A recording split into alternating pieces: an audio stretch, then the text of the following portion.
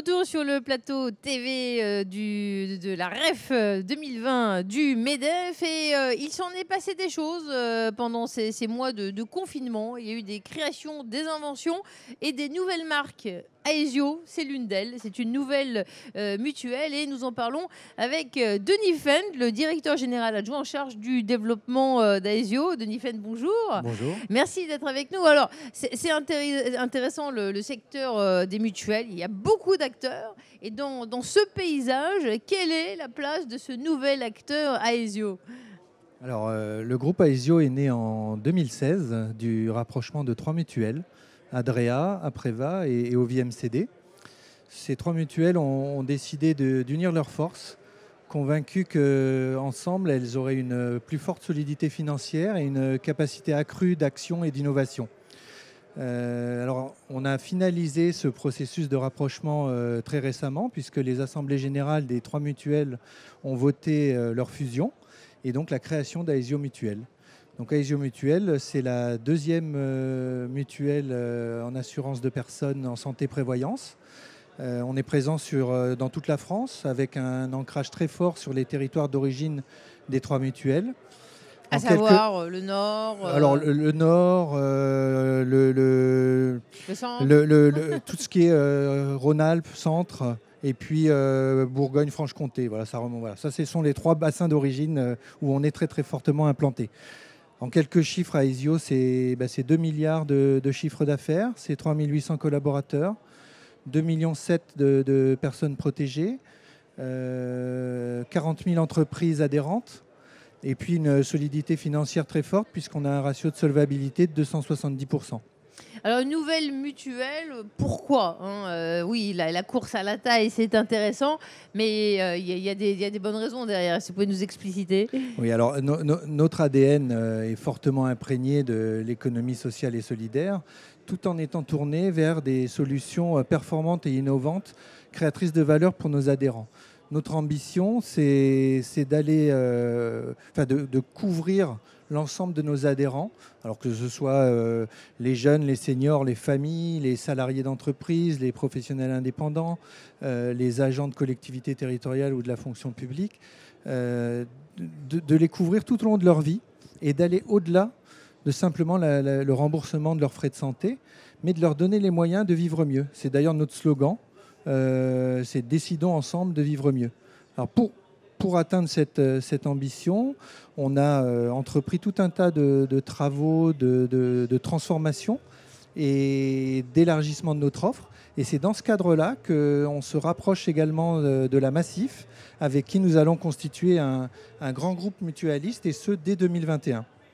Alors, la crise du Covid est passée par là. On en est, hélas, pas encore totalement sorti. Quelles actions avez-vous prises chez Aesio face à cette épidémie ? Alors, d'abord, sur un plan interne. Comme beaucoup d'entreprises, on a dû s'adapter au confinement puis au déconfinement.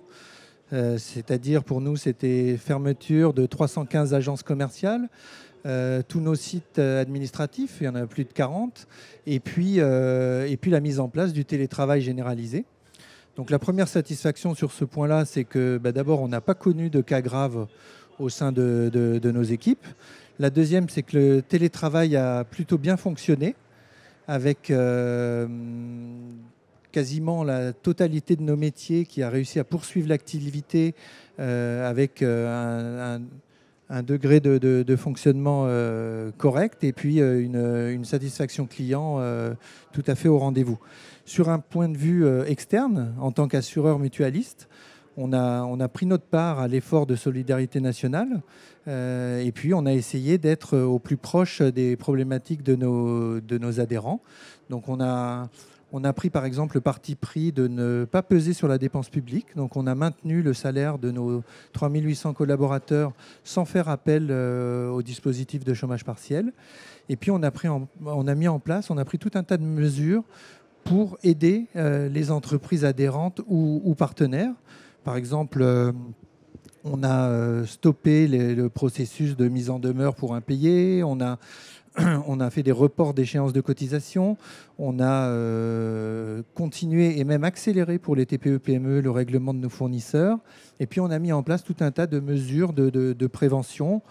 Je peux citer par exemple des systèmes de livraison de médicaments à domicile, ou alors un système d'aide psychologique 24 heures sur 24, 7 jours sur 7 pour diminuer les situations de stress liées au confinement, et puis aussi réduire les maladies post-confinement, les maladies mentales qui seraient liées à ces situations de stress. Donc je crois que Aesio a vraiment pris sa part à l'effort de solidarité nationale et puis à l'accompagnement de ses adhérents face à cette crise. Vous avez constaté une différence entre les offres des différentes mutuelles, hein. Il y avait eu une base des activités traditionnelles, et puis face à ce choc sanitaire, on a vu des entreprises plus ou moins réactives avec toutes ces initiatives que vous explicitez. On sent bien qu'Aesio a répondu présent.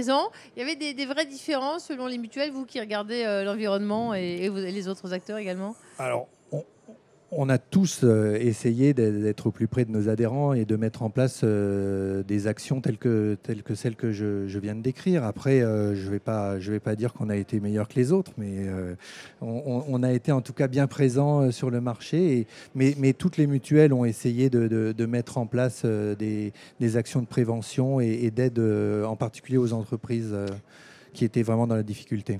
Alors, vous avez développé l'impact du Covid sur les salariés en interne, sur les assurés. Quel impact sur les projets également Alors nous, on est dans une phase de transformation, de mise en place donc, de cette nouvelle mutuelle Aesio. Donc on a souffert un peu comme tout le monde de mener ces projets à distance, hein, chacun chez soi, mais avec les outils de visio, de call, on a réussi finalement à poursuivre ces projets. Et aujourd'hui, on n'a pas de problématique de timing par rapport au calendrier qu'on s'était fixé de mise en place d'Aesio Mutuelle. Alors, c'est pas rien cette fusion de trois mutuelles à l'origine d'Aesio, je le répète, Adreva, Apreva et Eovi. Chacun apporte sa spécialité. Comment elle n'est pas totalement terminée quand même, cette fusion, c'est des processus en général au long cours. Comment ça s'est fait, cette synergie là? Comment ça se passe? Alors déjà, on partait d'une bonne base puisqu'on a quand même tout un tas de valeurs communes. Et puis, c'est un groupe qui s'est constitué, comme je l'ai dit, en 2016. Donc, ça fait quand même un petit moment qu'on travaille ensemble. Donc, la problématique de différence de culture d'entreprise, elle, est derrière nous. Et puis, écoutez, je crois qu'il y a vraiment une volonté commune de créer cette nouvelle mutuelle. Et il y a vraiment une vision commune, un partage de la stratégie. Donc ça se passe plutôt très bien. Alors, quelle réflexion vous inspire une période aussi exceptionnelle que celle que nous vivons? On a parlé des mesures immédiates, des initiatives, et très bien, le plan de continuité était là, et puis vous êtes adapté rapidement. Mais au-delà, cette période, elle est riche d'enseignements, même de manière long terme et de manière transversale. Tout à fait. Alors d'abord, en tant qu'employeur, cette crise nous amène à repenser notre organisation. D'abord pour assurer au mieux la protection de l'ensemble de nos collaborateurs. Ensuite, comme je le disais, le télétravail a plutôt bien fonctionné. Donc je pense qu'on va être amené à renégocier nos accords de télétravail avec nos représentants du personnel. Ensuite, en tant qu'assureur mutualiste, je crois que ça nous a conforté finalement dans notre modèle. On s'est rendu compte que notre solidité financière, notre proximité dans les territoires nous a vraiment permis, toutes nos actions de prévention, l'ensemble des services que l'on met à disposition de nos adhérents, comme par exemple la téléconsultation qui a énormément fonctionné et qui est ouverte à tous nos adhérents Aesio, donc qui a énormément fonctionné pendant le confinement. Voilà, je dirais que notre modèle a été conforté. Et puis le dernier enseignement, je dirais, c'est peut-être justement le rapprochement avec la Massif, où on se dit que finalement, ce rapprochement, il y a vraiment un bien fondé à ce rapprochement, puisqu'il devrait nous permettre de répondre encore mieux parce que de façon plus large et plus complète aux besoins de nos adhérents. Avec le rapprochement avec la Massif, qui est vraiment un poids lourd, effectivement, vous devenez un des premiers acteurs au niveau national, avec des ambitions européennes. Ça change de dimension quand même. Oui, tout à fait, puisque là, le groupe sera constitué de près de 14 000 collaborateurs. On fera 8 milliards de chiffre d'affaires, donc on sera vraiment un poids lourd de l'économie de l'assurance en France à partir de 2021, oui. Alors, cette année, la REF du MEDEF est placée sous le signe de la renaissance des entreprises de France. Que vous inspire ce thème, ce sujet? Alors, suite à la crise sans précédent qu'on vient de traverser, avec un arrêt quasi total de l'économie, je suis convaincu que il faut bien sûr redémarrer le plus vite possible, mais on sent bien qu'il faut changer des choses et qu'il faut redémarrer différemment. Je suis convaincu que des notions de solidarité, les problématiques environnementales, la responsabilité sociétale des entreprises vont être des sujets qui vont être au cœur de la réflexion sur le nouveau modèle socio-économique qu'il va falloir mettre en place. Ensuite, d'un point de vue plus professionnel, plus assurance, je pense que les problématiques de santé au travail, de qualité de vie au travail, de prévention, des sujets comme sport et santé vont être vraiment au cœur des problématiques des entreprises. Et je pense qu'Aesio est vraiment bien positionné pour accompagner les entreprises dans cette démarche. Alors c'est ce qu'on va faire. On va travailler avec la cinquantaine de branches professionnelles où nous sommes assureurs recommandés. Et puis on va se reposer sur nos valeurs mutualistes et notre ancrage territorial pour mener à bien ces évolutions-là. Un petit mot sur le comportement des assurés. Avant, on avait sa mutuelle, on ne bougeait pas toute sa vie, ou on prenait celle de son entreprise. Il y a maintenant des agrégateurs, des comparateurs de mutuelles. On est constamment sollicité. Est-ce que vous constatez une infidélité, entre guillemets, ou une tentation de changement plus importante qu'avant? Comment ça se gère? Disons que le vrai changement, le vrai chamboulement, il a eu lieu il y a quelques années avec la mise en place de l'assurance obligatoire par les entreprises. Donc on a eu un basculement de l'assurance individuelle vers l'assurance entreprise assez fort. Cela étant, oui, les comparateurs Internet, et puis alors là, on a en plus la résiliation infra-annuelle qui arrive où les assurés vont pouvoir résilier quand ils le voudront, va certainement amplifier encore le phénomène un petit peu de mouvement, de mobilité. Ouais. Cela étant, on l'a constaté en tout cas en assurance IRD, quand la résiliation infra-annuelle a été mise en place, il y a au début un phénomène un petit peu de mouvement plus fort, mais au bout d'un moment, finalement, ça redevient à peu près stable et je pense que les efforts de fidélisation de nos clients porteront leurs fruits et réduiront cet impact-là. Il reste moins de 2 minutes. Qu'avez-vous envie de dire à vos assurés ou personnes protégées, comme vous les appelez chez Aesio? Oui, alors personnes protégées, c'est un langage mutualiste, mais c'est ça, ce sont nos personnes assurées.